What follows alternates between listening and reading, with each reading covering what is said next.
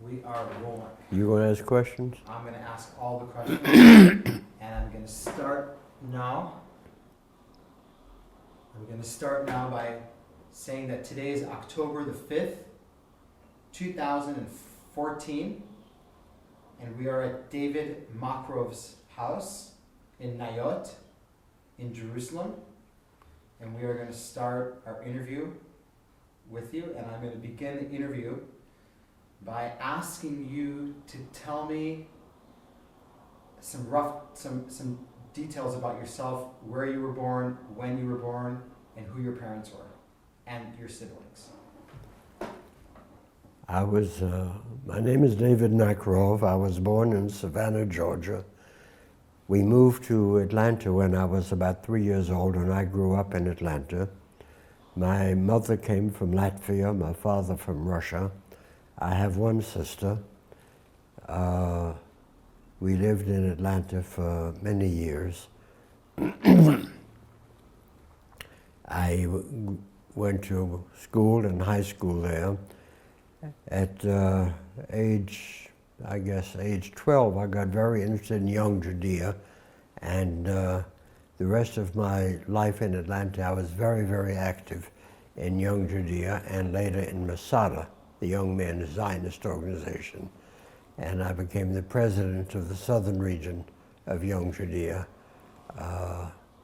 And in Young Judea, I learned a great deal about the Yishuv, the people who had come to Palestine, were trying to build something.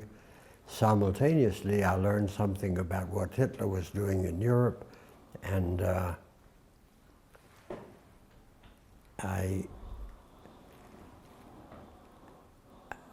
as I grew up, I worked for 3 different places, and I was amazed and disgusted when I found that each one of them was somehow either cheating the government or cheating the customers. And that really disillusioned me about, and the more I thought about that, the more I thought about what I had heard about the Yishuv, the voluntary state, the kibbutzim.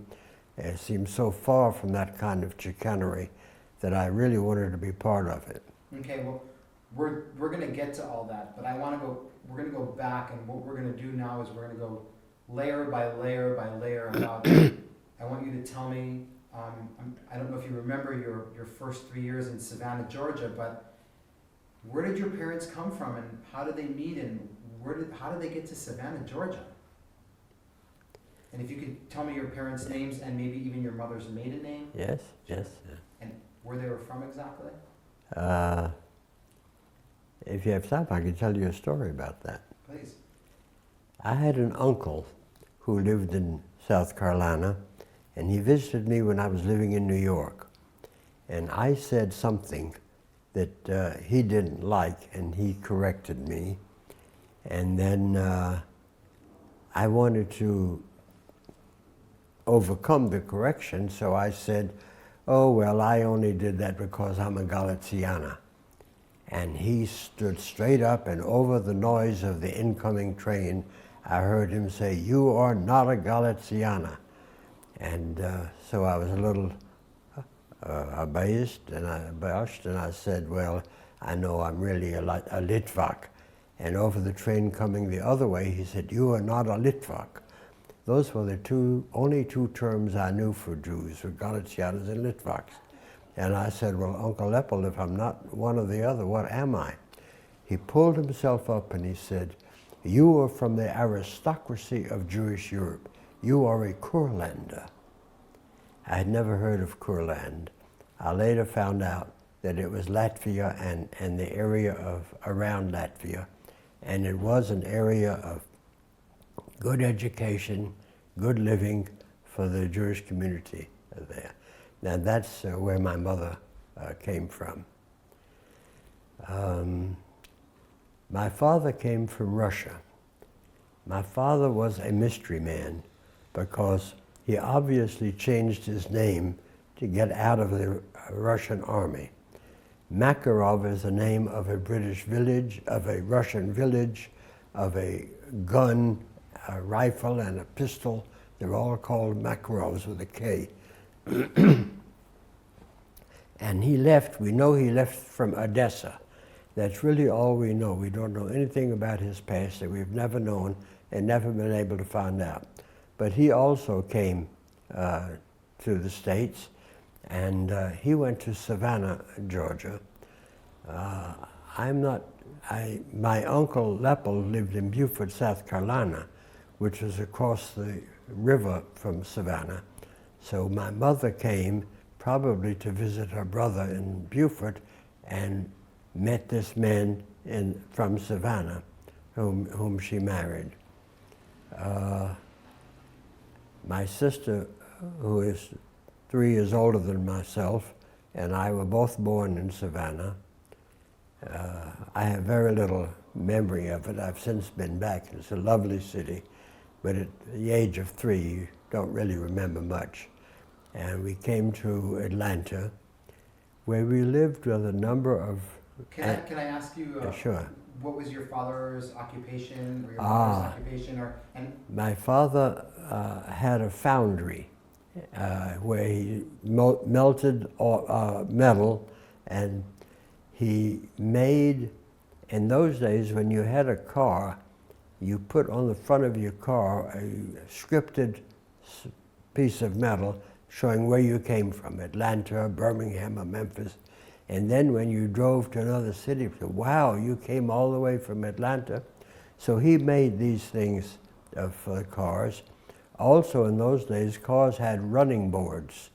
I don't know if you know what that means, but a running board was a board that ran between the two axle covers of the car. And you stepped on the running board before you stepped into the car. And consequently, many cars had their logos on the running board plate. And he also made these logos for the various companies. He wanted to be a bit of an inventor. In those days, cars didn't have upper and lower beam lights. They had only one beam of light. And you could be blinded by a car coming the other way. So he tried to invent a cover for the headlight that would allow the light to reach the road but not to reach the other car. And he worked on that for a long time, but higher and lower beams came into effect and it no longer was necessary. And how did your parents meet? Do you know? This is really a very personal story, yeah. Okay, you'd rather not? Yeah. Okay, that's fine. What year were you born? When is your birthday? November 20th, 1918. So I'm now almost 96 years old. How does it feel to be 96? Feels great. I don't have to worry anymore about what's going to happen in the future because I'm not going to be here. I can't worry about the world because the world's going to go on without me. But I have 4 children and 11 grandchildren, and I think 6 great-grandchildren now. And we live, I'm a retired professor at the Hebrew University. My wife is a public health nurse. We live a good life. All the kids are married, they all have children. In biblical terms, we are at ease in Zion. I've never heard that expression. Never heard it? At ease in Zion. At ease in Zion. Well, as a matter of fact, in my garden, I've got a fig tree and a grapevine. Every man shall sit under his lone vine and fig tree, and none shall make him afraid. Isaiah. Isaiah? Yeah. So tell me, David, at the age of 3, your parents moved to Atlanta, Georgia from Savannah. Yeah. Why did they move? Why? Why did they move? I think my father's business did not do well.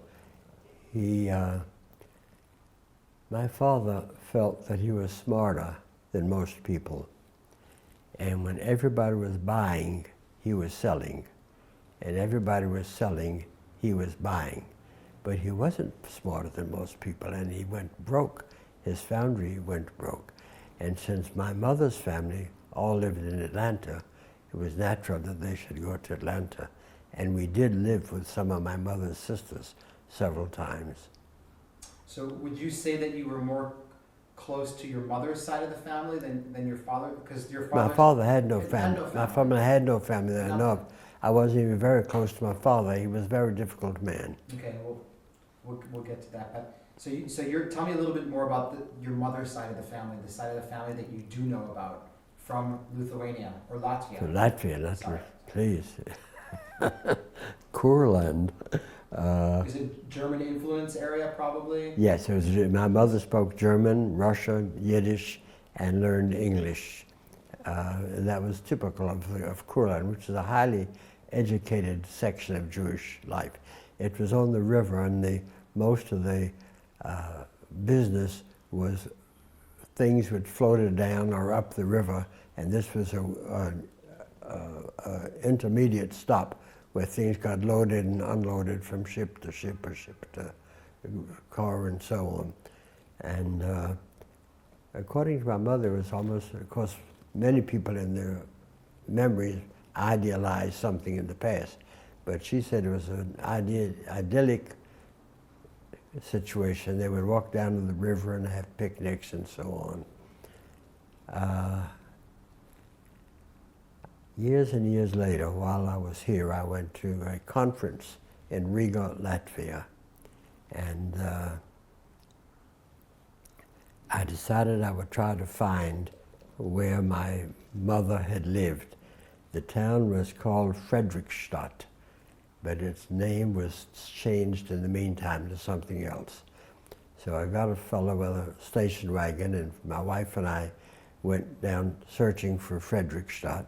We found it, and we found there was almost nothing there but a Christian cemetery. And as we rode down the road, rode down the road, we saw a man pushing a wheelbarrow on the side of the road. And our driver leaned over and asked him, "Is there a Jewish cemetery anywhere near here?" He said, "Yes, I'll show you." So he got in the car and he drove us to the Jewish synagogue, Jewish cemetery. And he showed us the tombstones that dated back to the 1600s, 1700s, and so on. He also showed us a green area with a fence around it. He said, "This is where the Germans brought all the Jews from Latvia, from Riga, and killed them and buried them here. It's been kept up by the joint ever since." And then this young man said to us, my uncle is buried somewhere here." I said, "You're Jewish?" He said, "Yes." I said, "Are there any other Jews in Fredrikstad?" He said, "No." And this was the last Jew in Fredrikstad. And I offered him money for showing us around. He said he wouldn't take money from Jews. He said, "But if any guy you want to see the synagogue, I'll take money, the cemetery, I'll take money from them." And I realized he was really Jewish. What year was that? Oh, must be 10 years ago. Not very long. No, not very long ago at all. So you were, tell me a little bit more about your mother's family. She had sisters, your cousins. Yes. Tell me about, because that seems to me that was basically Yeah, your yeah. My mother had 3 brothers, and I think 3 sisters. And when we went from Savannah to Atlanta, we lived with various ones for various times. We couldn't stay very long with anybody. It was inconvenient. People had small apartments then. But she had a sister who got married in Atlanta, and a brother who got married and stayed in Atlanta, a brother in Beaufort, South Carolina, and a brother who died young. I think that was all the family. So her and her siblings all came together? Yes, in fact, we have a picture, one picture of them on the ship as it left Riga. And there was an accordionist in the background, and they were holding bouquets of flower. Obviously, they didn't come steerage. They came almost first class, if not almost first class. Were they well off when they got to the They States? they seemed to be from the ship. But you know, a kid doesn't really inquire into these things and know about them. What was your mother's name? My mother's name was Fanny Schoenberg. That was her maiden name, Schoenberg? Yeah. Fanny. Then we actually married Macarov, Isaac Macarov. Isaac Macarov. Yeah. Isaac Macarov. David, tell me, do you remember what kind of house you grew up in as far as Judaism? Was there do you remember the Karen Kayemet thing in your? Of course. Did you guys have that? Like, tell me a little bit about your home. We lived. Okay.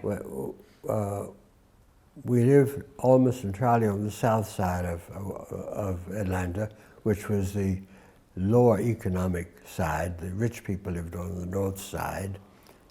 There was apartheid in that blacks and whites did not mingle. Blacks lived in houses behind the white houses. If a letter happened to come for a black person, it would say 18 Gwynedd Street, rear, and he would live the rear. At the railroad station in Atlanta, there were 2 water fountains, one for blacks and one for whites. There were 3 waiting rooms, one for white women, one for white men, and a mixed group for blacks. Why was that? Because if a woman wanted to adjust her skirt or put on lipstick, she didn't want to do that in front of a man. So they had a whole woman's section of the restroom, the waiting room. And but in our minds, the black people weren't like that. They didn't care about things like being modest or anything, so they didn't need 2 rooms. The 2 of them could be together.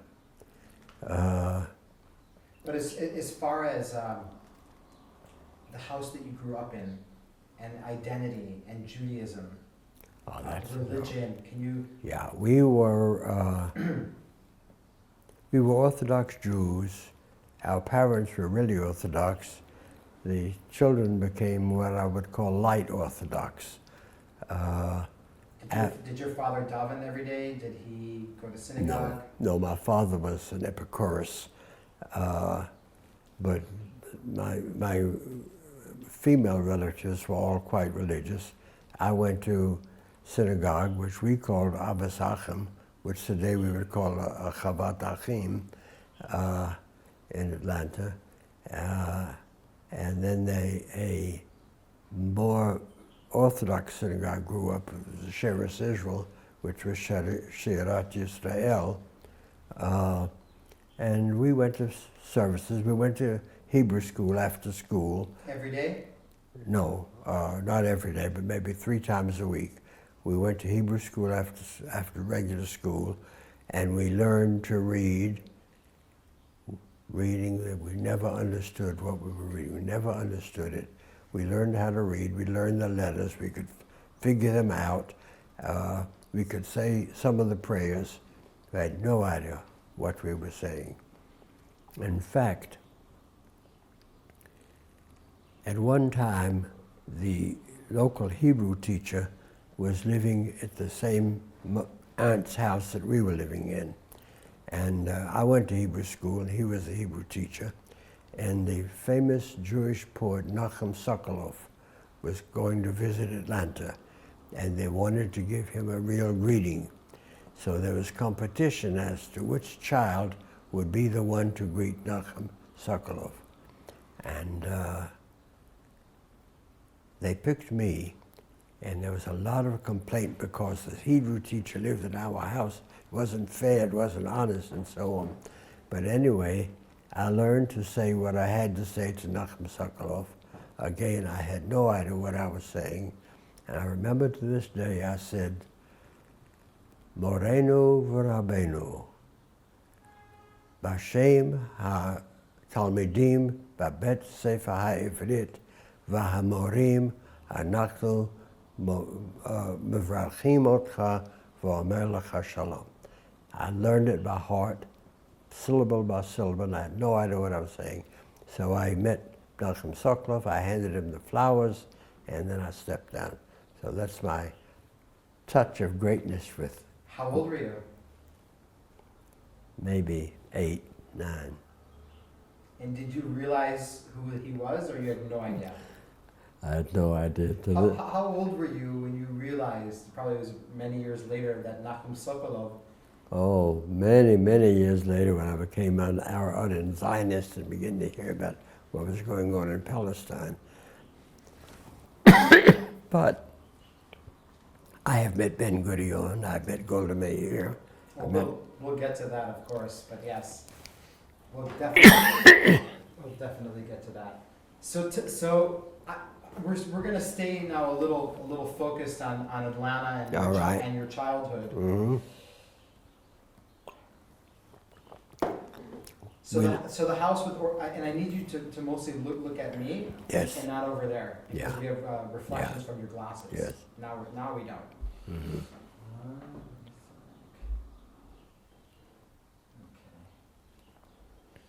So you grew up in an Orthodox house, is that correct? Yeah. Did you guys observe the Sabbath? We observed the Sabbath, but Friday night, after the Friday night dinner, the kids would all go down to Zink's barber shop or the Jacob's drugstore. That's where you had to be. That's where the social life was. That's where you met the girls and the other boys and so on. And so the fact that it was Friday night, it didn't keep us from going down there. We were religious to the point where we didn't go to the movies on Saturday until we were a bit older.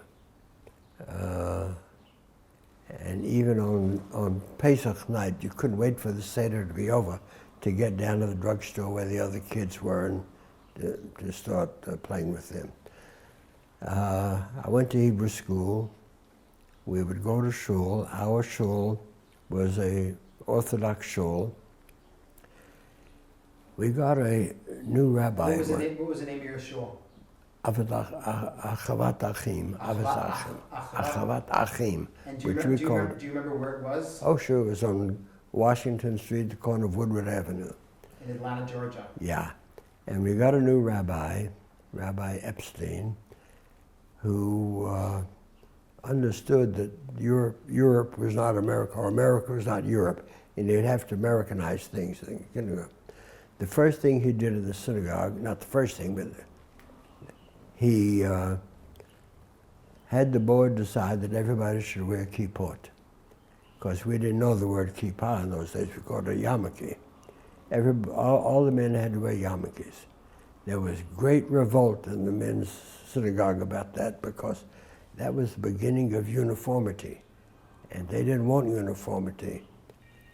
You talked. That's a cell phone. Never mind. You sure? Yeah. Hold on. So the Rabbi Epstein. So the rabbi said everybody has to wear yarmulkes, and this was startling to the congregation, because men were accustomed to talking business, and especially while the Torah was being read, that's when great business was being done all over the synagogue. The uproar of the people talking, you couldn't hear the Torah. And he wanted to put a little order into this. And so the first thing, and then one of the great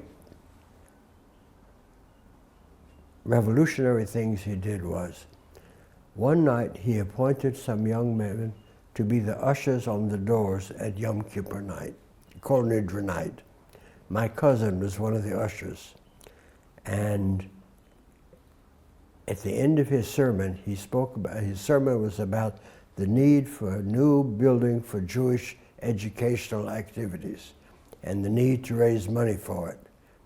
And then there was an appeal for money. On Kol Nidre night, nobody had ever heard of such a thing.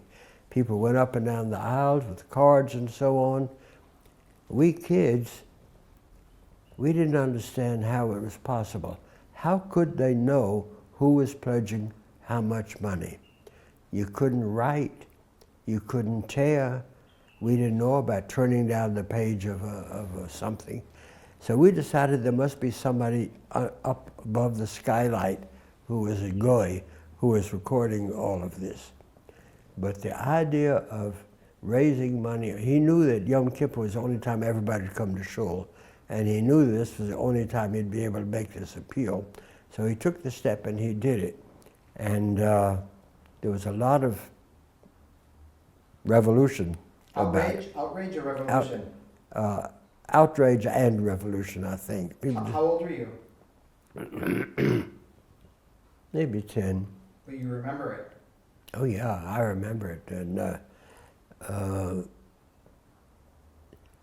this was the beginning of I think the congregation moving from being really Orthodox to conservative at that point. He had always given his sermon in Yiddish, and at one point he began giving it in English, wow, which again infuriated the older man. But he really moved that congregation forward. His name was Harry H. Epstein. Excuse me. We were told he had a brother who was killed in Hebron in 1929 in the riots, and they called him an Elui. I didn't know what an Elui was. Elui is a very learned Jewish person, and he was evidently very learned. I remember him so well. When I was on my way home from the Far East, the Jewish chaplain on board tried to talk me into becoming a rabbi. He told me 4 years at the University of Cincinnati, 2 years in the Jewish seminary, and you'll be a rabbi. And a rabbi, you'll have a good house all the time and a good salary. People will look up to you. Judges and policemen will be lenient with you. Good life. Well, I had been in an army 3 years. I'd been in restricted. The idea of going to a university 4 years and then 3 years with the restrictions there,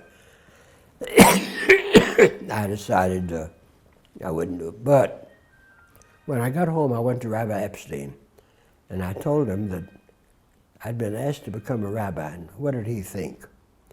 He said, let me tell you what a rabbi's life is. If young Judea wants to hold a meeting in the synagogue and you charge them, people say, what kind of education is that? You're charging young Judea for a meeting? If you don't charge them, Chaim Yankel, the treasurer, says, what kind of Judaism is that? We're going to lose the synagogue if we can't raise enough money.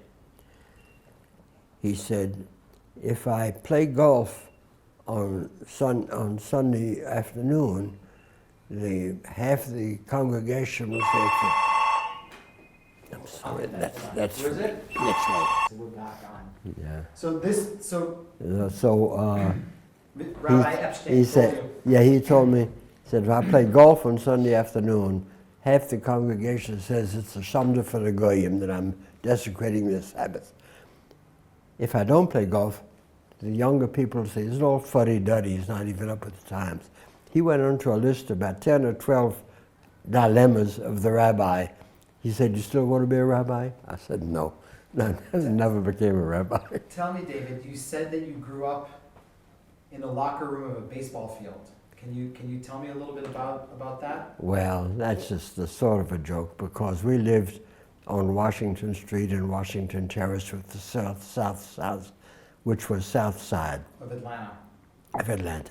Eventually, it became rather slummy, because after World War II, all the Jews had more money. They moved to the north side, and so they tore down the whole south side in order to build the baseball stadium there.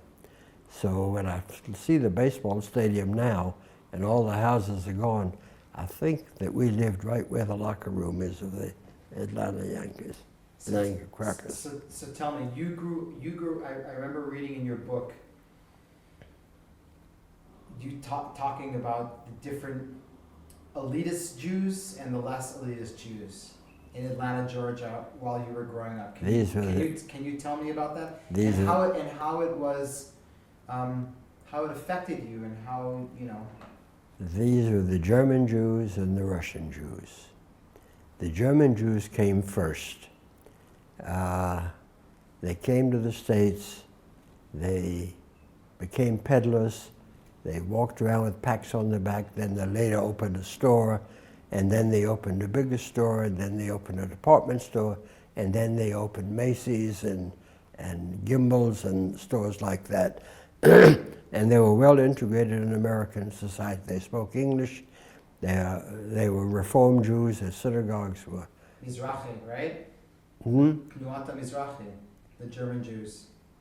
No, the German Jews were not Mizrahi. No, not as far as ethnical, but their movement inside Germany was Nuata Mizrahi, isn't it? No. No. I never. They came and they established themselves, and they became really virtual Americans. They gave up many things. The Russian Jews began to come after the revolutions in Russia, and they came in enormous numbers. They embarrassed the German Jews to death. They spoke an unlikely language. They gesticulated with their hands. They ate strange foods. The Germans were very afraid that because they were Jews and these were Jews, that the Americans would see them as these people. So they wanted to disassociate themselves with the American Jews. With the American Jews? With the Russian Jews, yes. Okay. One of the things they did, they established settlement committees to settle Jews away from the eastern seaboard, to settle them in Louisiana and Montana, whatever they could find. They established farms. They established a farm in Louisiana for Jews to be there. Wait. I don't understand. This is quite fascinating, but can you be a little bit more descriptive? What were these committees? Who were they run by, and what were they doing? So basically, the German Jewish community in Atlanta, all over the United States, was deadly afraid of being identified with these gesticulating, inarticulate, strange people who were also called Jews. So they established... Who were from Russia? Yeah, from Russia, yeah. They established... The Russians came first. No, the Germans came No, the Germans came first. Then when the Russians came, they felt threatened. So they established committees to find places for the Jews away from New York. Among other things, they sent agents to Europe to bribe ticket agents. When a Jew in Europe wanted a ticket agent to America, they didn't sell him a ticket to New York. Without telling him, they sold him a ticket to Galveston, Texas. This was called the Galveston Plan, and it was the beginning of the Galveston Jewish community. Many, many Jews went to Galveston. Can you imagine the guy that's expecting to go to New York and meet some relatives, and he finds himself in Galveston, Texas? What's he going to do? Well, he peddles, he works, he scrapes up enough money to go back to the East Coast where his landsmen are. And I have a mythical image in my mind of one of these Jews from the far west coming into New York wearing a cowboy hat and spurs and saying, "Vi Westerners, this is how we think about that." So that's what they did. So this whole movement of German Jews so they were embarrassed by the Russian Jews basically, and they thought they were better. They were elitists. They were richer. They were Always, richer and they were elitists. Yeah. The German Jews. So in Atlanta, the dividing line is quite clear. The what? The dividing line, south side were the Russian Jews, north side were the German Jews. What The side German Jews, we grew up on the south side. But you were half German. But you were half German. Well, no, I was from Latvia. That was part of Russia. I know, but that you came from a German part of Latvia. No, Latvia was Kurland, and Kurland was in the Russian Pale. Okay. Tell me about that dividing point between the north side Jews and the south side Jews, well, and how it affected the north you. side Jews built themselves a club called the Standard Club, which had all the appurtenances of a club, card rooms and dance halls and gyms and so on. And Russian Jews, I don't know if they weren't allowed there, but they wouldn't even consider going over to the north side there.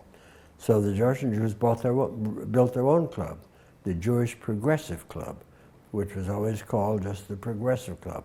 These were the South, and they also had ball teams and so on.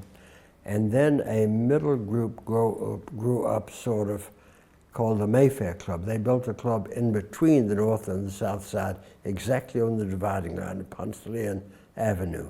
And that was for people who were moving up into the society or moving down in the society. So it was like a safe house.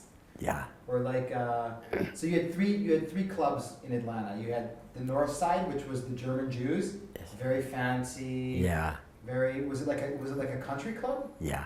Okay, and then you had the south side, which was called Which the is Progressive. more of a chemische place. They served more milkshakes than they did whiskey at the bar.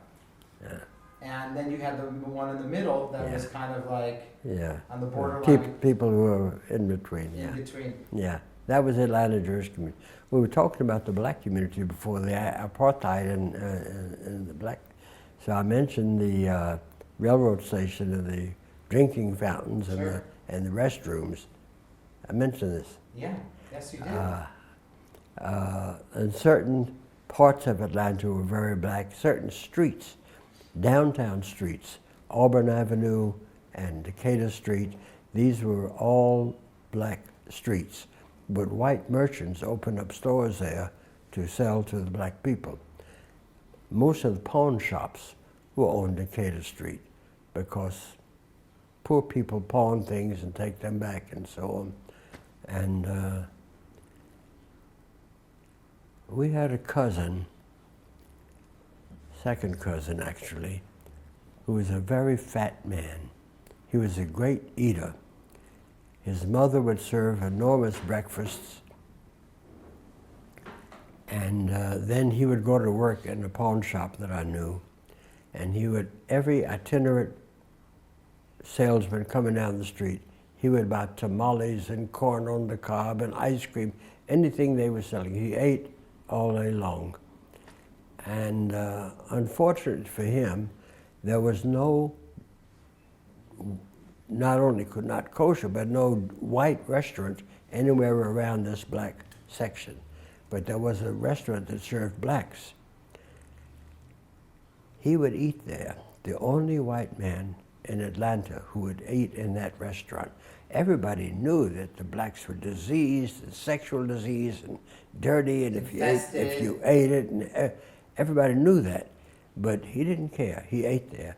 There was also a theater, which was almost entirely for blacks, called the 81 Decatur Street Theater. He would go to that movie house to see movies, and he was loved by all the black people in that neighborhood. What was his name? I won't tell you his name, but they made a name for him. He was very fat. He was very sweet. They called him a Sweet Papa Fat. Sweet Papa Fat. Sweet Papa Fat. The colored folks. Yeah, he was Sweet Papa Fat. Everybody loved him, and he made no distinctions between white and black.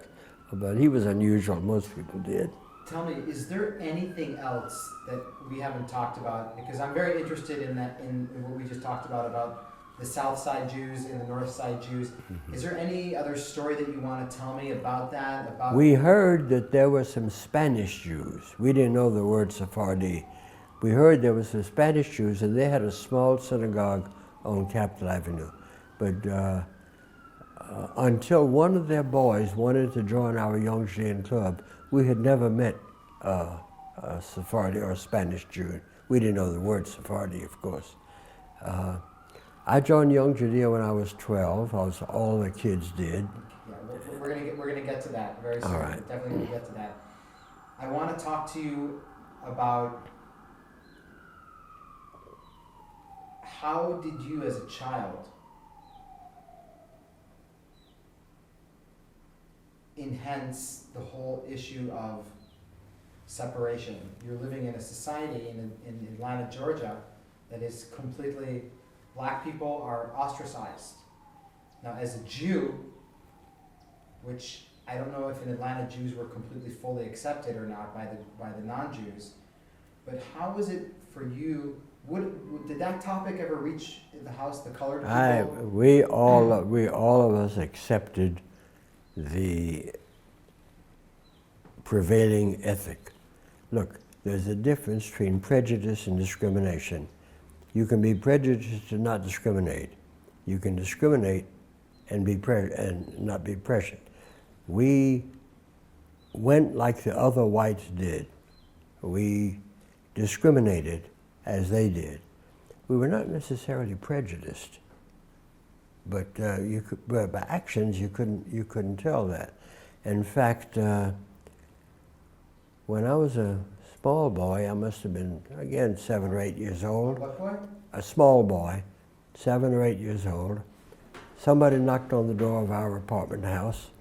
My mother was Continue. My mother was in the kitchen, so I answered the door. There was a black woman standing there, and she asked if she could see my mama. So I went back to the kitchen, and I said, "Mama, there's a lady over here to see you." And she went down, and she spoke to the black woman, whatever it was. And when the woman left, she said to me, and then interesting thing was, she was embarrassed to say it to me. She didn't know quite how to say it, but she said, "If she's white, she's a white lady, she's a lady. But if she's black, she's a woman. If she comes to the door, if she's black, she's a woman. If she's white, she's a lady." The thing that impressed me most was not that, how embarrassed she was to have to tell me that, because otherwise I would have been in trouble. But treating blacks like whites. Oh, thank you. I could have done that. Yeah.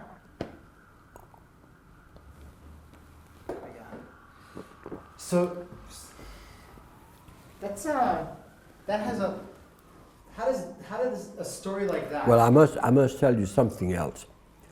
The Jewish Educational Alliance was built by the German community for the Russian community. Get the name? The Jewish Educational Alliance. It was an alliance of German Jews to educate the Russian Jews into Americanization. Food and dancing and whatever else was American. Baseball. Whatever was American was from the American, was in the Atlanta Jewish Community Center. That was our stamping ground, our Chautauqua, our Roseland, all of our activities were in the. But there was also a house behind that, which was put up by by a Jewish wealthy man. It was a health and dental clinic. And it served whites and blacks, which was unheard of. But it didn't serve many whites. Most of them wouldn't go there. But when they did go, they had to use separate instruments for whites and blacks, separate rooms and so on. But the fact that a Jewish man had set up an institution to serve black people was indicative somehow of the difference between the Jewish feeling and the non-Jewish feeling. Do you remember your first encounter in Atlanta, if there was any, with anti-Semitism? Oh, anti-Semitism was endemic when we went to high school. It was almost a joke because the high school was divided between the yokes and the hebes, the yokels and the Hebrews. What's the yokels? Non-Jews. Non-Jews, the Go ahead. yokels. Go ahead. Good, the yokels. They were the yokes and the Jews. And they were all, you'd get the anti-Jewish jokes and so on. We all threw the whole thing. What do you do when somebody says something that in your presence? Do you remonstrate? Do you fight? Do you walk away? We always had this, and each time it was a different setting, so each time your response could be a different response.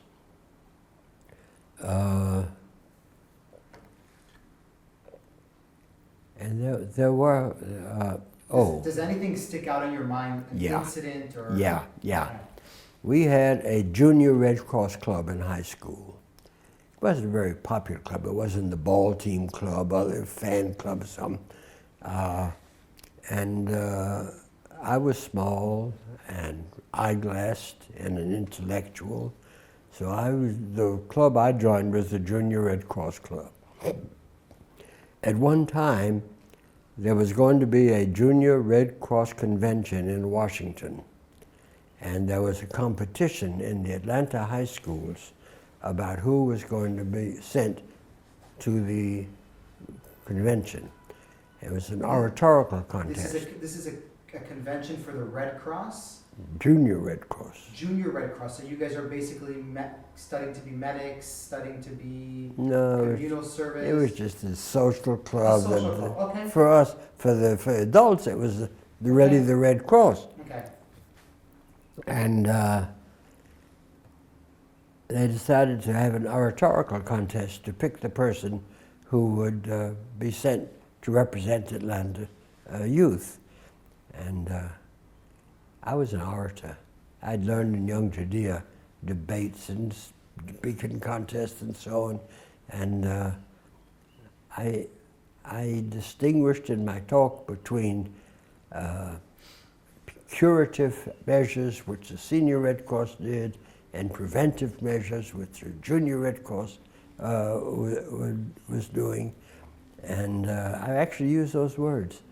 And the newspaper the next day reported on the young Demosthenes who had addressed the meeting. I had to look up the word Demosthenes to find out who he was. And everybody was very excited. It was clear that I had outstripped everybody else that spoke there. And then the principal of the school called me into his office one day, and he said, I've got some news for you, bad news.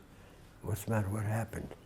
He said, the Atlanta Red Cross Association has decided that despite your oratorical, you're not representative of Atlanta youth. In my naivete, I thought I wasn't representative because I was so much better. And then my principal said, we're not going to let them get away with that. And I didn't understand what it meant. He said, anti-Semitism, that's what it is, anti-Semitism. So he got hold of an Atlanta Jewish philanthropist. And the philanthropist... Was this principal Jewish? Huh? No, he was a mensch. And he got hold of an Atlanta philanthropist, told him what had happened.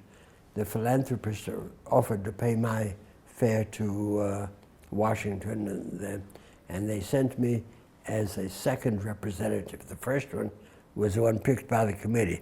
I was the second one. I suspect that philanthropist was very important to the Red Cross, probably gave a lot of money, and so they didn't dare cross him. So that's how I met. I first really organized anti-Semitism, and how I got to Washington and met Eleanor Roosevelt in the White House. How old were you? But I tell you, the kids do such stupid things. I was elected the president of the convention. Because I had been in Young Judea, I knew how to operate. I used a deep Southern accent when I spoke to the people there, and I made jokes with the girls, and so they elected me the president. And in my supposed modesty, I figured, well, all right, I'm president. I'm not president of the United States, not such a big deal, president of the Junior Red Cross. So I didn't even call my mother and tell her. When I got home, she was so upset with me because a cousin had read it in the paper that I'd been elected the chairman, and I hadn't even told her myself. That's one of the things that on Yom Kippur I ask for forgiveness for. So you met Eleanor Roosevelt at the White House? Yeah. I asked her, where's the president? She said, he's in the swimming pool, so I couldn't meet the president. Tell me, we're going to go back now a little bit. Tell me a little bit about your older sister and your relationship as children. Well, Let's start by her. What was her name? Ruby. Ruby. Yeah. Rivka? No, Ruby. Ruby, okay. She was Ruby Macarov. She was 3 years older than me. She, like most three-year older sisters, she controlled much part of my life. Tell me about it. Well, she was also in Young Judea, and she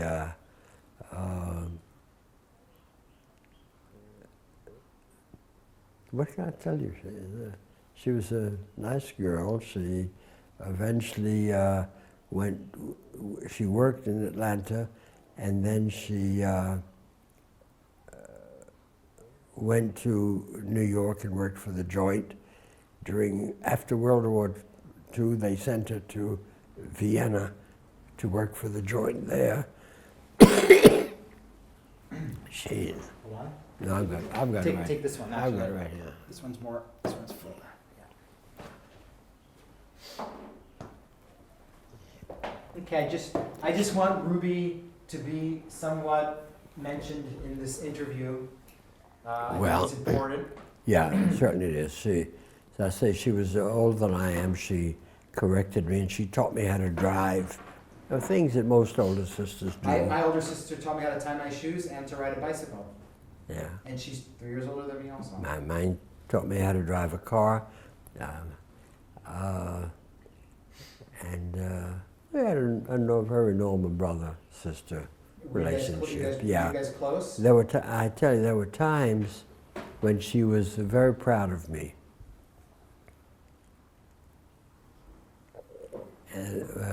Young Judea and President and Washington and so on. There were times when she, like most soldiers, so she put me down.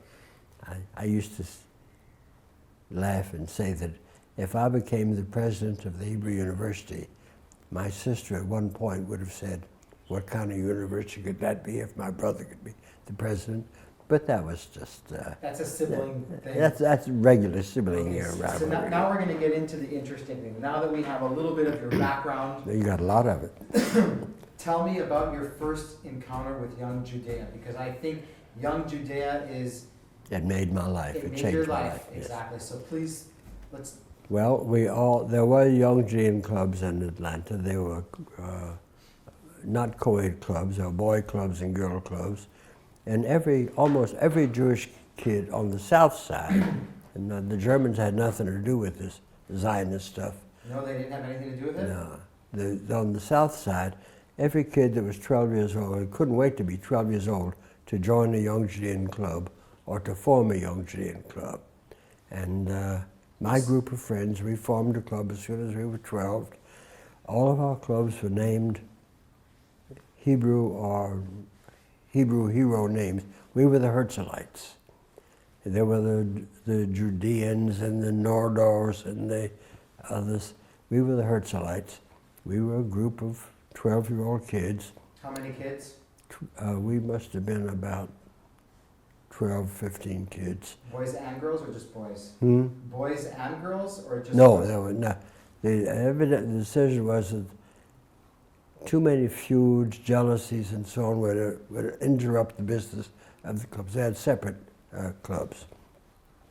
We had a club leader. They gave us a club leader who was a very wonderful man in some ways. And that's where I learned a lot. For example, the Young Judean meeting was always new business, old business, the program with a capital P. There had to be a program. It wasn't Jewish, it wasn't, we always had, it was a poem, or it was a play, or it was a debate, or something. And one time our club leader asked me if I would speak about the difference between I'm trying to remember who it was, the Baal Shem Tov and, the Baal Shem Tov and Just look at me. and Mendelssohn, Moses Mendelssohn, and Theodor Herzl. And I went to the library, I did a lot of research. I was only 14 years old or so at that time.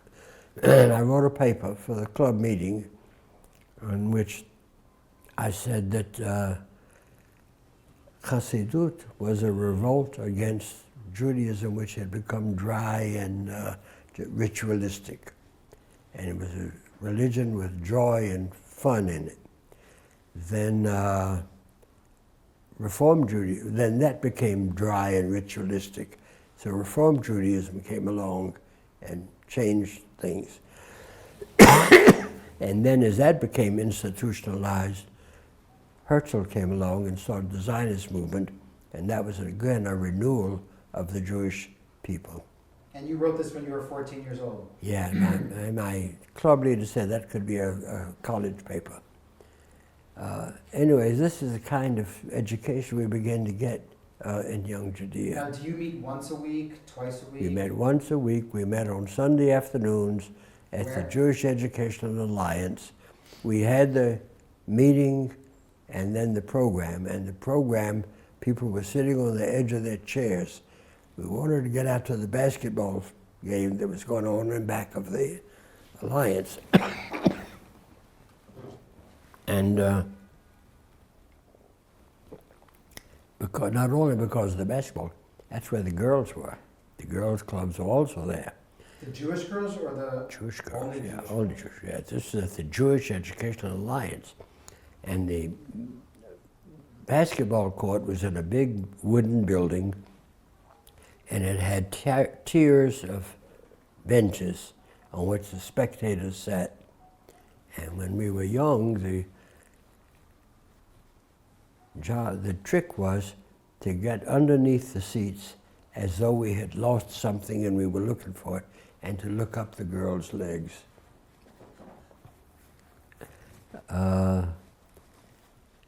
The ball games were very serious ball games, but there was always a halftime break. And at the halftime break, half the audience would go across the street to Merlin's Delicatessen and buy hot dogs on rolls and Coca-Colas. And the players did too. And there was a story at the Alliance about the basketball player who had eaten 3 hot dogs and drank 3 Coca-Colas and then dropped dead on the court. But nobody knew him, nobody knew his name, nobody had ever seen him. It was just a story that went around. It was, so tell me a little bit more about Young Judea. So you're 12 years old, and you joined Young Judea. I joined Young Judea. Now, for those who don't understand what Young Judea is it a political movement? Is it like Shomer Tzair? Is it like Maccabi? Is it like Beitar? Is it more mainstream Histadrut? Who does it belong to? Who runs it? What's the ideology? When I was 12 years old, and I joined the Young Judean Club, I heard somebody say that it was a Zionist club. At the next meeting, our leader was standing in the door, leaning against the doorpost.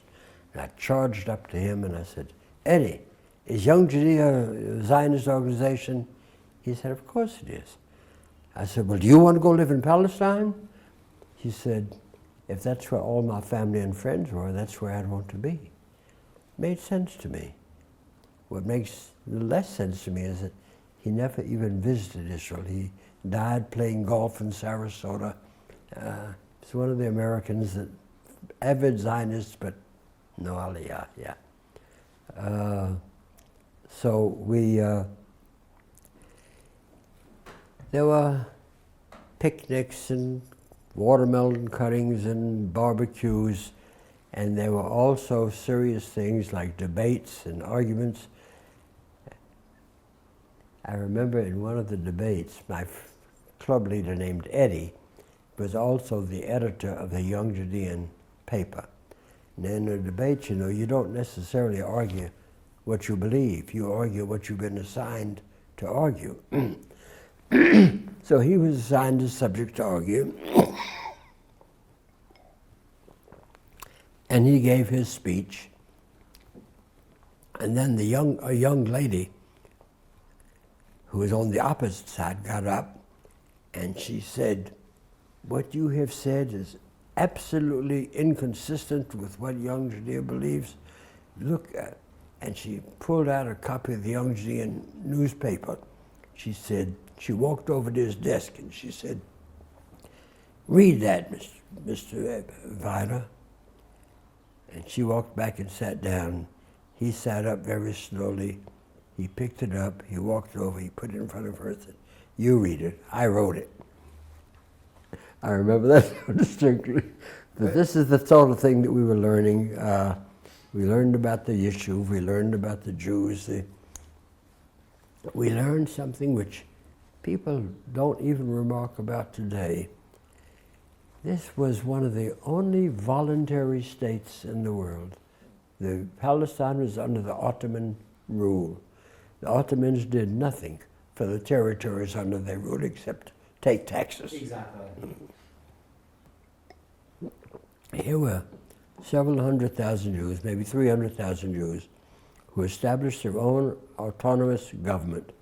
They had a government called the Jewish Agency. They had political parties from the left to the right. They built schools. They built a medical service called Kupat Cholim that covered everybody. They raised an army called the Haganah. They did all of this without any legal basis. There were no courts, no judges, and no jails. If you didn't pay your dues to the Jewish Agency, nobody could do anything to you. And the people paid, and it was a remarkable example of cooperation and togetherness of the people there. That was one of the things that caused so many people to be bitter about the revisionists, because they came with their own ideology, which was a different ideology. Well, there was a big split, and we'll get to that. That's right. We'll definitely get to that. But how does Young Judea influence? Young Judea was supported. Well, Young Judea was supported by the ZOA in Hadassah. It was a general Zionist movement. Not political. Not political. It didn't even emphasize Aliyah, Chrutziot. It was an education to bring kids to Jewishness and to Zionism. Was your mother happy that you were in Young Judea? Uh-oh, I see a little... Well, when I was the president of the southern region, incidentally, I might tell you, Young Judea was called National Young Judea, and it was divided into regions, the southern region, the western region, and so on. Of the United States? Yeah. Yeah. And at one time, the southern region of Young Judea decided they were being discriminated against. No national convention had ever been held in the South. No Southerner had ever been elected to national office. So they followed a good old Southern tradition. They seceded from Young Judea, and they became Young Judean Association, the Southern Young Judean Association, not region. I was the president of the Southern Young Judean Association. By the way, that break lasted for some years. Till Did you lead the break? I was part of it, yes. Yeah. And later, years later, National realized they couldn't be a national organization where the whole southern section didn't belong to them, so they had a convention in New Orleans, they elected somebody from the South, but I was the president of the Southern Association. How old were you? I got in when I was 16, I was out when I was 18, but in those days, I'm sorry, not 18, I was older. In those days, there was no top limit to Young Judea. People stayed in Young Judea for years. An accountant who led our club for one time was a member of Young Judea. A city councilman was a member of Young Judea. It was just a continuing, it was years later before there was an 18-year cutoff. So it became a very powerful... It was like being a member of Eged for life. Yeah, yeah, very much. Anyway, I was very active as the president. I got phone calls, I wrote letters, I went to meetings. And one day, a Meshulach came to our door in Atlanta in full regalia, the fur hat, the long satin coat, the knickers, the white socks. He was collecting money for some yeshiva or something. My mother gave him a small sum, and when he left, she said to me, "I'm afraid that's what you're going to become." She was afraid that of all my organizations, I would end up out just raising money for some organization. That made a very deep impression on me. I have never, ever been able to ask people for money. I can set up the meetings, I can play in the cards, I can do the program, which I did for the Technion Society, but I cannot personally say to someone, "Would you please give money?" It dates back to that day. And your mom just looked at you and just... Hmm? Your mother just looked at you and said, "I hope you don't end up like that." Yeah, yeah. She said, "I'm afraid that's what you will become." Yeah, and that's sure. Anyway, Tell me a little bit about you in high school. What kind of high school did you go to? Well, I went to. We had grammar school, junior high, and high school. There were 3 high schools in Atlanta. I need you to look at me. Oh, always. there were 3 high schools in Atlanta. It was girls' high school, boys' high school, and commercial high school. Oh, I'm sorry, and technical high school. Yeah, so 4 high schools. The girls' high school was academically oriented for people going to college. Boys' high school was academically oriented for boys going to college. Tech high school was tech for technicians and so on. Commercial high school was it was commercial high school. So I went to commercial high school. I studied business methods, filing, also sociology and some other things. But basically it was a commercial high school. So that when I graduated, I was able to immediately get a job working as a bookkeeper for a firm.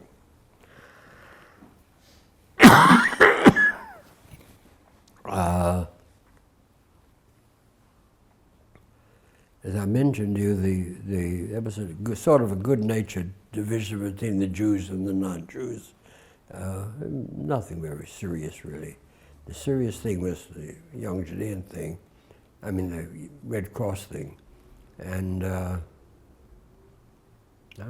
went to high school like everybody else. Were you an athlete? Were you more academia? Were you the ladies' man? Tell me a little bit. I was small and eyeglassed and bookish. I was the intellectual. And I read omnivorously. I read anything I could put my hands on. And I read so much that when I say something that I've read, somebody says, "Where'd you read that?" I can't remember. I've read too much. So you are what we call a bookworm. Yeah, except I don't like the word worm. Well, they say Yeah, that, I know. It's Yeah, just an expression. Yeah. So, and as a child, were you, or as like up till 18, were you kind of, I was a bit of a nerd because I was an intellectual. I was not an athlete. I couldn't throw a ball straight. I couldn't bounce a basketball.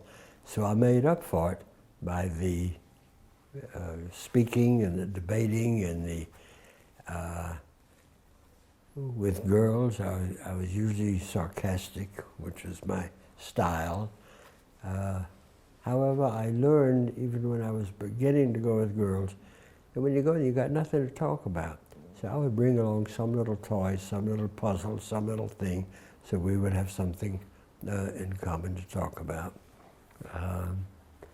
And most of this was through young Judea. The girls' club would have a picnic and invite a whole boys' club. And then in young Judea, there was the Sunday night dance. That was the big event of the whole week. every Sunday night? Every Sunday night at the Jewish Educational Alliance with a live band playing and tickets being sold. And I've written something, and you've written about the dance. Tell me about it. The unwritten rules were very clear. Boys could bring girls or could come stag. Girls could come with the boys that invited them, but they couldn't come doe, so to speak. What does that mean? I don't understand that slang. Stag, doe, what does that mean? In deers, there are stags and does. They're men and women. Right. The boys could come without a date. The girls couldn't. The girls had to come with the boy. We danced, ballroom dancing, and there was something called cutting. Some people used to call it cutting in, but if a boy was dancing with a girl, you wanted to dance with her, you would go over and tap him on the shoulder. He would have to give the girl to you for a while. Some girls were very popular, so popular that they grew up a convention that you had to take at least 3 steps before you could cut on them.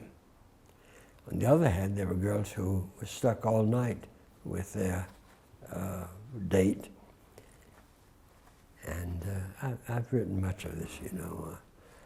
The girl who was stuck with the same boy all night had 2 choices. She could say she's tired and sit down on the sidelines and not dance. Then she had a problem, how did she get back into the dancing? Or she could say she had to go to the ladies' room and go to the ladies' room and make up her face or whatever. Again, she would come out, what would she do? If her date wasn't waiting for her, she was in trouble. It was a very male-oriented idea.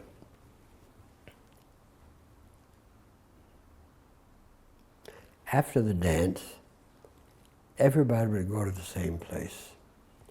We never talked about it. Nobody ever said where we were going. We all knew. We went to the original waffle shop. We went to Wayuka Inn. We went to the Roadhouse.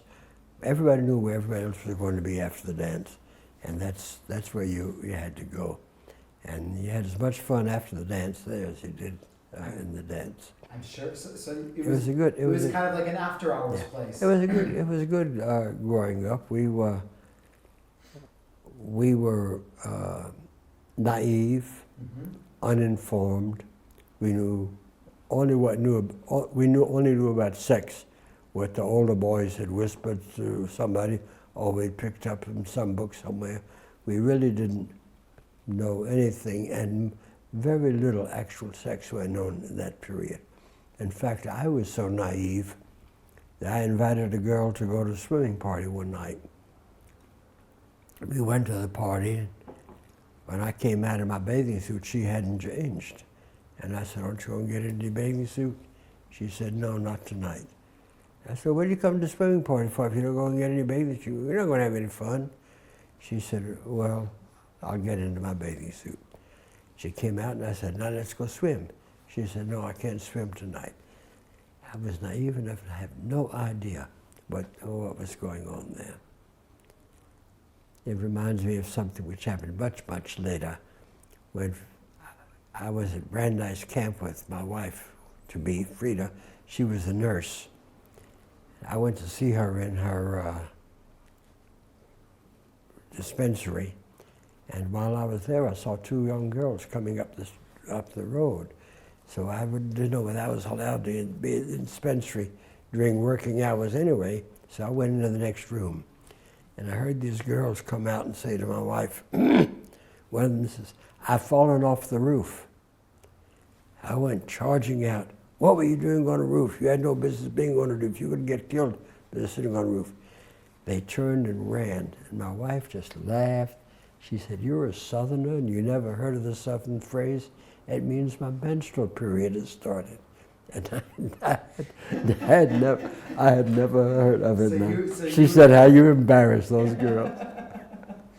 So you were very, very naive young boy. Yeah. We had a lot of boy and girl interaction in the meetings. Sure.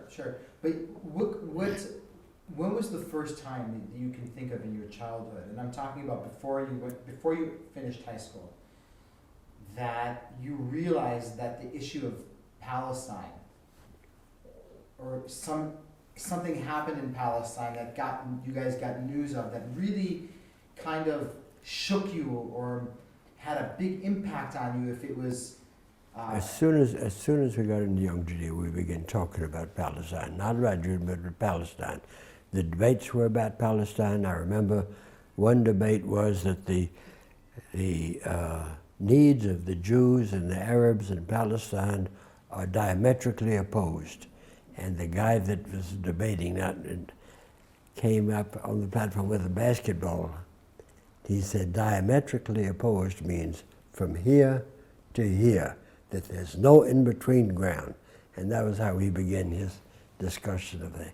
Quite clever. We learned a lot. You had that. You had a meeting. You had a poem. You're in high school. You're in high school. You graduated in 1936. Yeah. So we're talking like 1933, 34, 35, the riots break out in 36. Yeah. Do you hear about this? I remember one day when I had read in the paper that Mussolini had begun persecuting the Jews of Italy, just like Hitler had in Germany. And I thought about those poor Jews, and tears came into my eyes. And one of the girls that lived in our house said, "What are you crying about?" I said, "I'm crying for the Jews of Italy." She said, "You're crazy." But that was... Hi. Hi, Frida. How are you? You can sit here with us. You feel free. No, I have things to do, but I'll come. Frida, do me a favor. Give me some more Coke. Give me some more Coke. Frida can do it. Give me some more Coca-Cola, Frida. You want more Coke? Here, I'll give you some. I'm sipping it because when I cough. Hello, Frida. How's your father? My father is much, much, much better. I forgot the name of the... Bert. No, the name of the medication. It's somebody that has a Medication? stroke. They give it this... Is it blood thinner? Starts in 2 hours. It has to be before 2 hours. It very much helps them. Okay, so we're going to continue here. But Frida, don't make noise. But anything that had to do with, because in the age that you're a teenager, there's a lot happening in Palestine. Yeah. There's the riots of 36 breakout. Yeah. The Peel Committee. Yeah. We heard about it, but we were kids, and this was news, and we heard something about it, but we were not really terribly learned about it. Okay. So definitely the first big turning point in your life is Young Judea. Oh, absolutely. Absolutely. And it influenced your... all my social life was in young Judea. All my activities were in young Judea. All my friends were in young Judea. It was a total immersion for me. And the fact that it was a Zionist. I'm gonna have to stop for a second while she's up. We're gonna continue right now. And we're gonna, Can I go back to Georgia for a minute? absolutely. You asked me about anti-Semitism. There was latent anti-Semitism, but the only person ever lynched in the United States, the only Jew ever lynched in the United States was lynched in Atlanta. He was a man named Frank, Leo Frank. Wait, there were a lot of people lynched in the United States. The only Jew, Okay, thank you. Okay. only Jew lynched in the United States was Leo Frank. He owned a dress factory in Atlanta, and at one point, a young girl named Mary Fagan, I remember the details, remember Fagan, was found raped and dead in the basement. And because he was a Yankee, he had come down and opened the factory, and because he was a Jew, he was immediately suspected, and somehow he couldn't prove his innocence. There was no DNA in those days. So the governor, he was convicted, and the governor decided that the evidence was too flimsy to really convict him, and he pardoned him. While he was pardoned, and before he got out of the jailhouse, the Ku Klux Klan sent a mob who took him out of the grave and lynched him. That was it made a terrific impression on the Jews in Atlanta. What year was this, do you remember? It was before my time. It was sometimes in the early 1900s, I think. I did once have his wife pointed out to me when she visited Atlanta years later. It was a very famous case that Hold on. most frightening. Hold on. I'm just gonna tell your wife if she can close the door. They don't talk right, you know. We talk right. They don't talk right. So, this was the story of Leo Frank. Yeah, and he was lynched by the mob. By the Ku Klux Klan. Yeah, and this was. But you don't remember, like, you don't personally have stories except for the one that you told. Like, your experience with anti-Semitism in the South is very, very existing. Yeah. We lived an insular life, the whole Jewish community. I had very little contact with anybody other than Jews. There was a Jewish. You went to elementary school. Yeah, you know. there was a Jewish man in Atlanta who became fairly rich, and he was killed during a robbery in his home. And the thing which upset the community was he was living with a Gentile woman, and she claimed his property on the basis that she was a common law wife. And the Jewish community said, she couldn't be a common law wife, she's not Jewish, and he's Jewish. That was the feeling that you either you're Jewish or you're not Jewish. You couldn't be anything. So tell me, when you graduate high school, what's the name of your high school that you graduated? Commercial high school. That was the name of the school? Yeah. Commercial high school? Yeah. In Atlanta, Georgia? Atlanta, Georgia. At this part, when you're 18, I remember reading in your book about your parents' divorce. Is your father anywhere? Is he my mother, in your life? Yeah. No, my mother and father separated and came together many times. I told you, my father was a very difficult man, and eventually they were divorced. I never lived with him. I always lived with my mother. And I would see him from time to time. We'd get along all right, but there was no real father-son relationship there. So you finish high school and you go to work for an accountant, is that correct? A bookkeeper? As a bookkeeper in a firm which had many stores. I don't want to identify the firm. It had many stores in Atlanta. It was a chain store. And they sold only one product.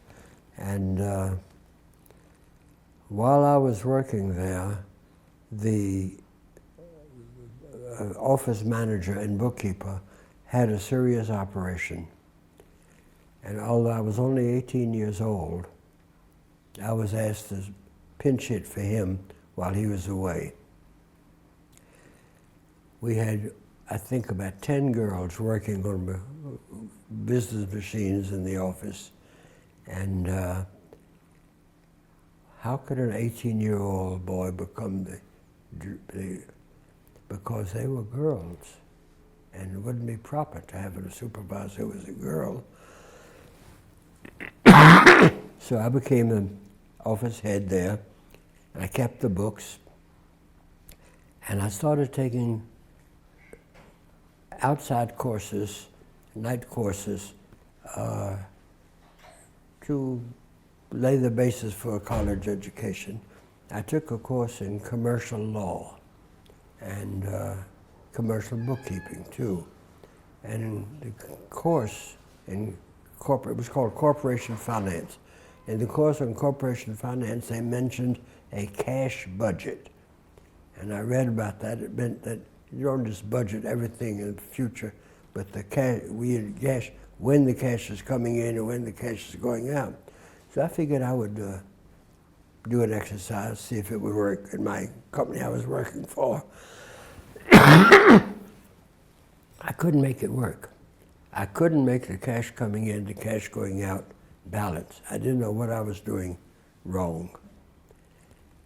And then I began to realize certain things.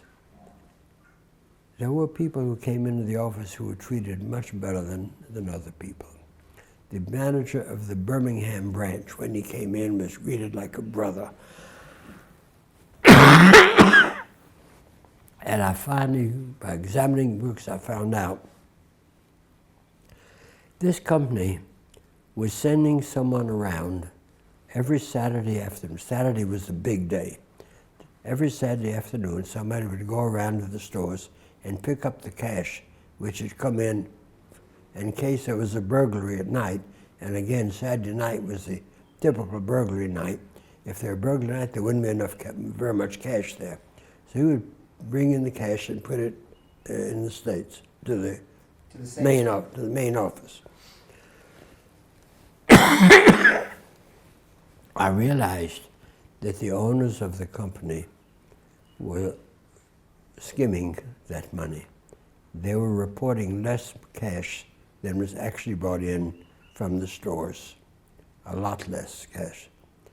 They were becoming very wealthy. All of the owner and his brother-in-law and his accountant, they were all coming, they were all cheating the government on tax evasion. That bothered me, but what bothered me more was when I went to the boss and I asked him to give me a day off to go to a Young Judean meeting in Birmingham. He gave me a long song and dance about if you stick with the company and you have your nose to the grindstone, you'll someday be. Oh, he had been invited to be a member of the JDC board, Jewish Welfare Board. And he showed me they were Jewish. Oh yeah. He showed me the letter and inviting him to be a member of the Jewish Welfare Board. He said, now if you stay here and you work and you will someday become a big giver and be invited to be on a board like that. When I examined the books, I found he wasn't giving away his money, he was giving away the government's money. He was stealing on income tax right and left and becoming a big macha in the community by the money he was giving to different causes. Well, at least he was giving it to charity. He wasn't really, he was really... he was stealing? He was stealing, yeah. And he became known as a wealthy man, and therefore he became a big mach in the community. I left the job. After how long were you working? Well, when the man who had been sick came back, I left. Okay. By mutual consent. They knew that I knew what was going on. They did know? Yeah, of course. I had to know. I was a bookkeeper. And I knew that they knew. So they basically wanted you to play ball with them, like the other guy played ball. I had a dilemma. If I reported them to the income tax, I'd get 10% of what they'd stolen, which would have been an enormous amount of money for me over the years. But if I reported them, nobody else in the Jewish community would ever hire me. My name would be dirt because I was exposing a Jewish man to the Gentiles. Even the Talmud says you can't do that. So I did what most people did in that situation. I did nothing. How did this episode affect you in your future, or how did it? It was part of my idealization of the kibbutz in Israel and the yishuv, that this sort of thing wouldn't it couldn't happen. There was no really income tax here. Anyway, that was my. So then I went to the accountant who had really been part of this deal. Didn't want me to talk either, so he got me another job at another company. No, I won't go into too much detail. I've written about it, but the government passed the wage hour law, and people had to be paid a certain amount of money for every hour they worked. My boss instructed me to change the records so it looked like they worked less, so they could get less. And again, if they caught him, he would just say the bookkeeper did it. I didn't know anything about it. And about that time, World War II started. And people began getting letters. Your friends and neighbors haven't... anyway, it was the draft.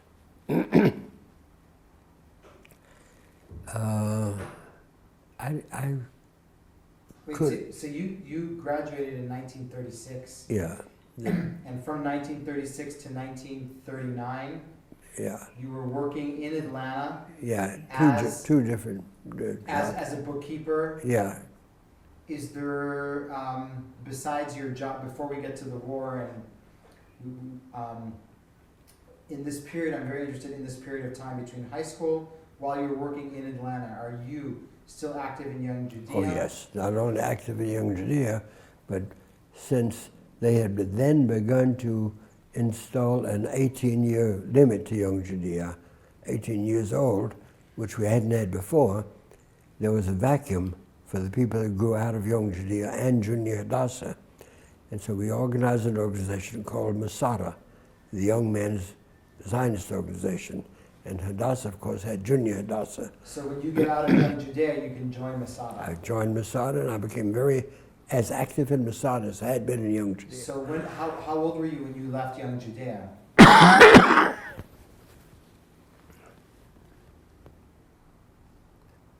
I must have been 18 at that time, okay. And I was the president of the Southern Region at 18. So yeah. You were a big macher in Young Judea. Yeah. And now you join Masada. Yeah. You leave Young Judea, you join Masada. Yeah. What's the difference between Masada and Young Judea? Well, Masada was only for young men. That was one difference. Second, it was older and somewhat more serious. But I was able to organize for Masada by going around to every city where I had known me in Young Judea, calling together the actual Young Judeans and organizing Masadas. I organized 10 chapters for Masada in the South. So you were basically going around the South? Organizing people and say, listen, Young Judea, you're done. Yeah. It's time to go you're grown up now. Yeah. It's time to take another Yeah. step. But it was only men. Only men, I understand. And where was Masada's geographical spot in Atlanta, Georgia? What do you mean geographical? Like, where was it located? We were clubs, like Yeah, but we're almost at the Alliance, still at the Alliance. still at the Alliance. Oh, Okay, yeah, okay, yeah. still at the Alliance. But Masada is basically just a little bit. It's a little bit more serious. Yeah, Less activities, more debates, more curriculum, more discussion. yeah. I'm sure you guys had a social Now, club. by the way, when I when I left Masada, I became a Young Judean leader of a Young Judean club. Wait, when you left Masada, No, I left Young Judea. when you left Young Judea, In addition to Masada, I was a leader of a Young Judean club. This was in the new facility of Achavat Achim on Palestinian Avenue. I had a group of about 10 kids who had been a social group, and Rabbi Epstein asked me if I could get them into Young Judea. So I approached the group and I talked to them. They were very suspicious. They didn't want to join anything that had learning or Judaism or anything, and they were a social group. It took me a while to convince them, and I mostly convinced them by saying, Young Judea has girl clubs, and the girl clubs meet with the boys' clubs, and sometimes we have dances. It was the purely getting them into by girls, I got them in. And then at one time, as a program, I said to them, look, we've got a problem. There's a Yemenite boy, a Yemenite. a Yemenite boy who's Jewish in New York with his family. He's 12 years old. They're moving to Atlanta, and he would like to join this club. What would you say? Is he black? Yeah, he's black. Is he Jewish? Yeah, he's Jewish. Black and Jewish. They debated. What would the family say? What would what would their duty to Judaism? What would their family say? What would the community say if they had a black boy in there? They debated it for 2 or 3 meetings, and they finally decided, yes, they would take him into the club. I was very proud of them. But then I had to tell them there really was no such boy. It was just an exercise that I wanted them to grapple with the question. How did you get That made such an impression on some of the members that one of the members, this is when they were 13 years old, one of the members, when he became, I think it was 73, had what they called a second bar mitzvah. When you're 73, he had a second bar mitzvah.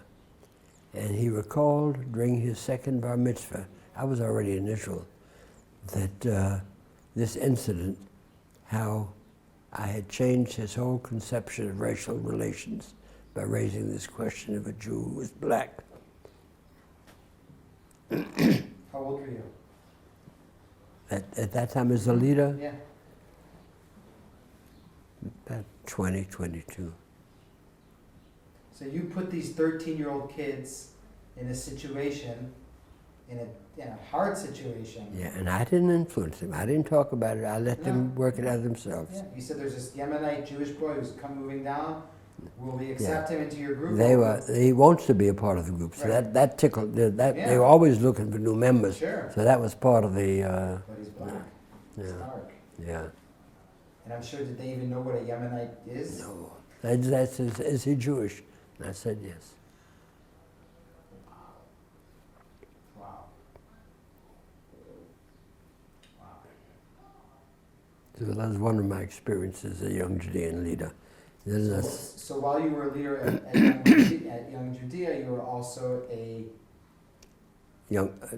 Masada also. When I was in Masada, I was a leader of a young Judean club. Okay, and I just want to talk a little bit more about Masada. Yeah. Also just a gentleman's group, right? Correct? Yeah. Would you guys, Supported completely by the ZOA. the Zionist Organization of America? Yeah. And you're meeting on a weekly basis? I don't really remember if it's a weekly basis or not. Okay, can you remember we're talking about the 1930s right now. And, Yeah. And one of the big things that happened in the 1930s with the Zionist organization is that there was a big split between the, which we call Weizmann and Ben Gurion, and then Jabotinsky. Yeah. Did that get to you guys? We didn't think about that. We were having fun. Masada was, again, a social organization with a Jewish cultural program, but we didn't know anything about that. And absolutely nothing? No. ZOA, I don't think the ZOA in Atlanta knew anything about it. They were meeting, raising some money, and supporting us. Happy with supporting Israel. I was. At what age do you start college? I didn't go to college. You didn't go to college? No. When I was working for my second boss, Pearl Harbor happened. And people began to being called up to the army. Wait, but the war already started before, in 1939. The war started in For the 42, yeah. For America, it started in 41, December 41. 42, 41 was Yeah. it? But the war in Europe started in September 1939. Yeah. Where are you when the war starts? The war in Europe, Yeah, I was yeah. still in Atlanta, still working in Masada. It wasn't until Pearl Harbor. I actually have a question to ask you. And I'm going dates right now. Yeah. 1938, Kristallnacht. Where are you and... I'm in Atlanta. I hear about it. Doesn't mean too much to me. A couple of years later, we get a refugee from Germany whose father was killed in Kristallnacht to live with us in our home. We grew up together. We consider ourselves brothers. He's still alive, so am I. But his father was killed in Kristallnacht, and that's when I first began to understand what Nazism really meant. Okay, I want you to take that story that you just told me and open it up a little bit more, because I think it's very, very, very crucial and very important. Well, after my mother was divorced, she had very little source of income. She did some embroidery, she took in some sewing, but now you lead me in something else, which I call the Sociological Circle. A young man and a young man in Atlanta would get married. She worked in Rich's department store, he worked in the leather shop. Who's he? I'm just making it up. Okay. Would get married. And after they'd been married a while, they realized they weren't getting anywhere. They were never going to get rich, they were never going to have anything. They couldn't even afford a house in Atlanta. So what to do? You go to a small city. Fayetteville, Macon, Forsyth, in the small cities. There, you open your own business. The two of you work in the store, you don't have to pay any help. With the credit of your parents or something, you can buy in the wholesale store in Prior Street on Atlanta, and you begin to do pretty well. The houses are much cheaper. You begin to start your own business, buy your own house. Everything's fine. The baby comes along. You come to Atlanta every Sunday to show the baby to the grandparents. When the baby grows older, you take her to Young Judea every Sunday. And everything's fine. You invite people. Come down to see us. We've got a nice house. We'd love to see you. Who wants to leave the big city of Atlanta for Macon, Georgia on a weekend? So everything would be fine. The kids would go to school. They'd come up and buy stuff in the store and bring the kid to Sunday school. And then the kid would get to high school. If the girl should get to high school, there isn't another Jew in the school. And high school kids date and go to parties and have social affairs. There comes a great fear of the family. Who's she going to go out with? Who's she going to meet with? That's when they began bringing her to Atlanta for the young Judean dances and the junior Hadassah dances. She had contact with Jewish kids. And then, thank God, she finally got to high school without anything happening, and she went off to college. College, she'll find a Jewish boy. The Hillel director at the University of Alabama once said to me, 90% of the Jewish girls who enroll into University of Alabama do not graduate.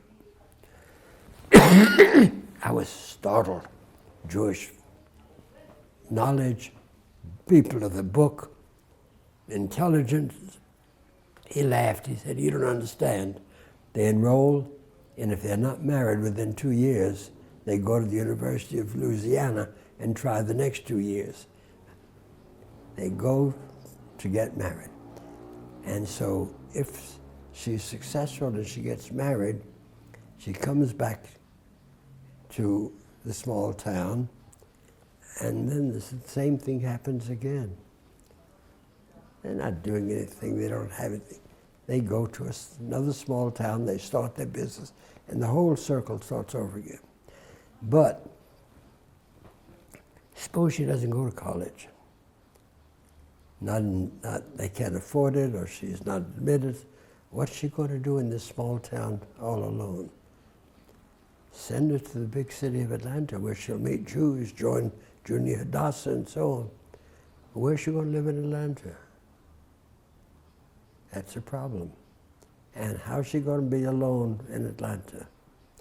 That's where my mother came in. She would adopt these, more or less adopt these children and come in to live with us. She would be in charge of their morals and their manners and be their advisor and so on. What was the name? Is there a name for that? For that kind of? No. She was known all over the South as Aunt Fanny. Aunt Fanny? Aunt Fanny. If you had a... Would she be paid for this? Yes. Yeah, it was. Yeah, okay. yeah. So that became the way she made her living. But there were literally tens of people who have lived in our house during my lifetime. Some of them still, one of them has put up a monument in the Jerusalem forest to my mother. She became a legend in Atlanta because she took care of those children as though they were her own. And I grew up with all of them, so that my extended family was really, and one of them, the boy that came from Germany after Kristallnacht. Tell me about this. His name was Henry. He was Heinrich in Germany. Heinrich in Germany. His father was killed during Kristallnacht. His mother was very sick. Somehow they got him onto the Kindertransport from London, to the States. People think of the Kindertransport only from England. There was also a Kindertransport to the United States. He came on the Kindertransport, and the social service agency looked around for a place for him to live. They got in touch with my mother. They knew she took people in, so she took him in too. How old was he? He was 14. And you were already 20? At that time, yeah, I was I think I'm about 5, 6 years older than he is. Yeah. And tell me about he lived with us all the rest of his life, as long as my mother's life, that is. He became an accountant, and he's very active in the Atlanta Jewish community. Just got an award lifetime award for his service to the community. And he established a chapel in the synagogue called the Aunt Fanny Chapel. So here comes this kid who's 14 years old, probably doesn't speak English. Very little. How how does that change your perspective of what's going on in Europe? What do you learn from him? What do you understand? He was a pretty good hearts player. We used to play hearts, and he was a nice boy. That's I didn't relate him to what was going on in Germany. He didn't talk about what was going on, and he didn't talk about. He talked about that his father had been killed. His mother tried to get to South America, and had died in the meantime. That's really all I knew about it. Did he have any brothers or sisters? No. Oh. And you're still in contact with him till today? Oh, we're brothers. We've been brothers ever since then. Do you always kind of look at him as your younger brother? We both have large families. We're all communicating. We visit each other back and forth.